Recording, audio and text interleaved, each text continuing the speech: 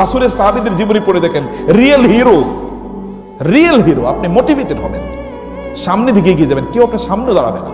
এই কারণে target fix up করেন, 10টা টার্গেট ফিক্স আপ করেন, ফ্রেন্ডদের সাথে শেয়ার করেন, আমি এই 10টা টার্গেট ফিক্স আপ করেছি, তুমি বলো, এবং তাদের সাথে আলোচনা করেন। কয়েকজন বন্ধু বানায় নেন যারা এগুলো নিয়ে আলোচনা করবেন, কয়েকজন বন্ধু বানান যারা নিয়ে বই পড়বেন। হ্যাঁ, আমরা রাসূলের জীবনী পড়ছি, বলো কি পড়েছি, আলোচনা করেন, মুখস্থ করেন, মুখস্থ করে বানাইতে থাকেন। সাহাবীদের জীবনী পড়েন, মুসলিম ইতিহাস পড়েন, মুসলমানদের কন্ট্রিবিউশন পড়েন, দেখবেন এতে, এবং নতুন কিছু করার চেষ্টা করেন। যারা নতুন কিছু করে তারাই দুনিয়া চালায়। অ্যামাজনের মালিক কি চিন্তা করছিল? এই চিন্তা করছিল সারা পৃথিবীর সবচেয়ে বড় ধনী হবে।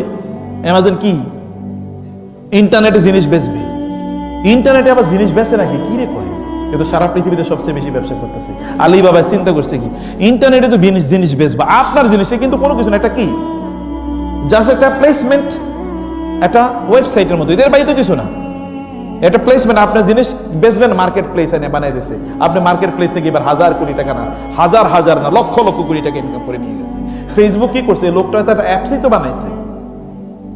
এখন এর মাধ্যমে আপনি কি পৃথিবীর সবচেয়ে ধনী মানুষে পরিণত হয়ে গেছে। আপনি ডু সামথিং নিউ, নতুন কিছু করেন। অম্মি আরেকজনের ফেসবুকে আপনি